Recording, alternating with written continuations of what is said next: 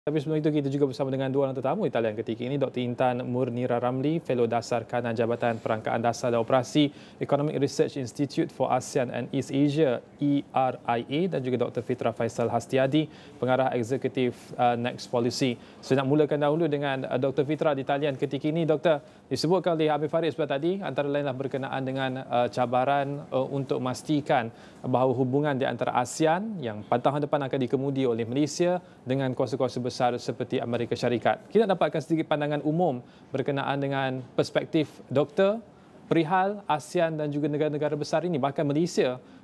Mungkin ada bahasa diplomatik yang harus kita faham. Kita pro Amerika dalam konteks pembangunan ekonomi, tapi kita sedikit perselisihan pandangan kita dalam isu geopolitik. Doktor.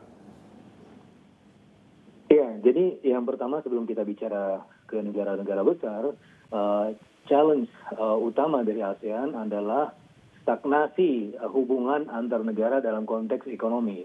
Kalau kita melihat bagaimana intra-regional trade share ASEAN member countries itu tidak pernah lepas dari 21 sampai 25%, ini adalah suatu tantangan buat negara-negara ASEAN ya. Kalau kita bandingkan misalnya negara-negara seperti di Eropa, EU, itu intra-regional trade share-nya sudah lebih dari 60 bahkan sampai 70%, sehingga mereka jauh lebih mandiri ya untuk kemudian membangun ekonominya, dan dari sisi value chain dan production network-nya mereka sudah relatif lebih established. Tapi di sisi yang lain, ini juga kemudian menghadirkan peluang. Karena kalau kita bicara misalnya EU itu sudah sangat tertutup dalam konteks regionalism. Sementara ASEAN itu adalah soft and open regionalism, sehingga bisa menjadi hub dari negara-negara besar yang memang sedang berseteru.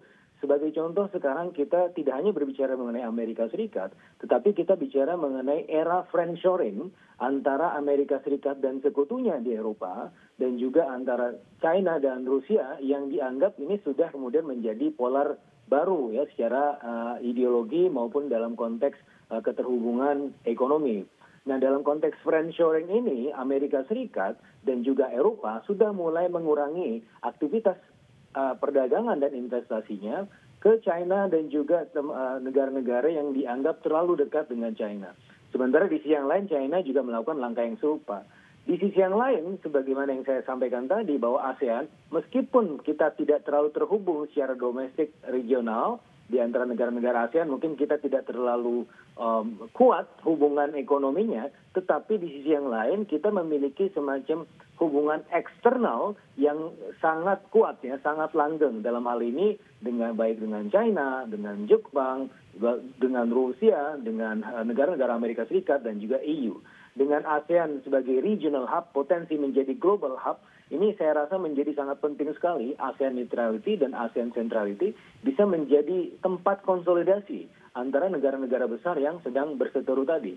Memang kita punya semacam perbedaan cara pandang dalam konteks geopolitik, tetapi di sisi yang lain, the lowest common denominator-nya akan selalu kepentingan ekonomi. Jadi kepentingan ekonomi itu adalah yang bisa menyatukan kita semua.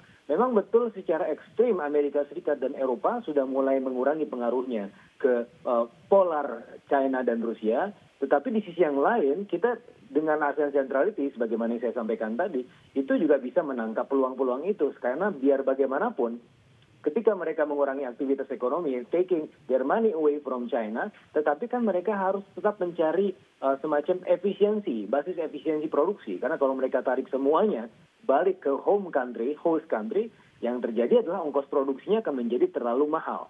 Sehingga the second best itu akan menjadi ASEAN region, menjadi tempat konsolidasi tersebut. Oke, taking the money away from China, tetapi the money should be put elsewhere. Nah, ASEAN ini menjadi tempat yang paling menarik ya untuk kemudian menaruh uang negara-negara Amerika Serikat dan juga negara-negara Eropa. Sebaliknya juga China ini juga memiliki kepentingan untuk tetap mempertahankan marketnya di ASEAN. Sehingga dengan demikian kita juga bisa mendapatkan uang dari China. Apalagi China sekarang ingin dalam plannya, kita mendengar dalam beberapa pekan terakhir, ingin kemudian membangkitkan atau mempertahankan pertumbuhan ekonominya 5% dengan memberikan paket stimulus besar-besaran. Yang kita pernah dengar beberapa pekan ini akan ada semacam paket stimulus sekitar 1,2 triliun US dollar untuk kemudian membangkitkan sektor properti dan juga membangkitkan demand domestik, yang mana pada akhirnya ini juga pasti akan ada efek spillover-nya juga ke ASEAN.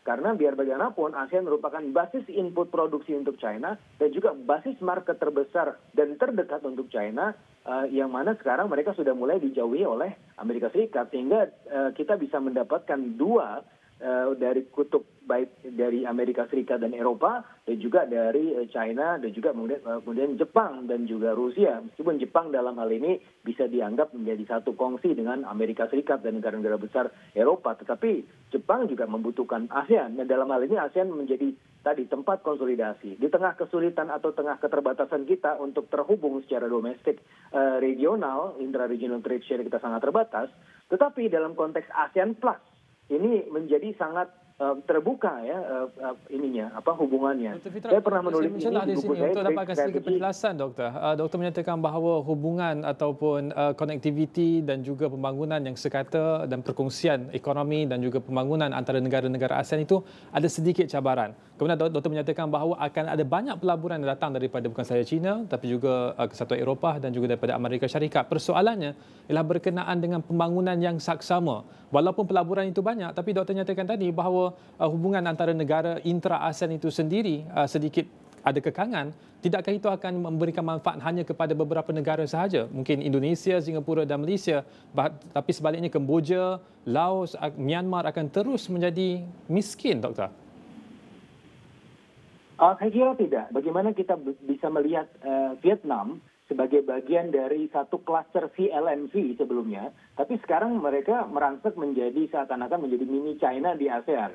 Nah, pola yang serupa saya rasa dalam konteks Indo-China ini juga bisa terjadi di Kamboja, Myanmar ya. Mungkin Myanmar agak tertinggal karena ada risiko domestik ya dari sisi pertarungan risiko di Myanmar sendiri yang memang sedang bergejolak ya dalam beberapa waktu terakhir.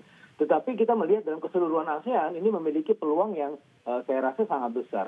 Tapi tantangannya di sini adalah sekali lagi, sebagaimana yang pernah saya tulis di buku saya Trade Strategy in East Asia from Regionalization to Regionalism, dominasi dari satu investor saja itu akan kemudian menghasilkan regional welfare effect yang negatif ya buat ASEAN. Nah, sehingga pada akhirnya yang bisa kita usahakan ke depan adalah tidak hanya bergantung pada satu atau dua negara saja, tetapi bisa melebarkan portofolio investor kita ya, tidak hanya China, tetapi ada Jepang, ada kemudian Korea Selatan, kemudian di daerah barat kita bisa bicara dengan Amerika Serikat dan juga Eropa. Ini yang kemudian lebih terdiversifikasi dan kemudian bisa menghasilkan keuntungan yang jauh lebih sustainable untuk negara-negara ASEAN. Dan kita sudah melakukan peran-peran itu ya secara tidak langsung ya, soft and open regionalism. Bagaimana Malaysia yang sebenarnya merupakan bagian dari persemakmuran British Commonwealth, tetapi kan mencoba untuk bergabung dengan BRICS.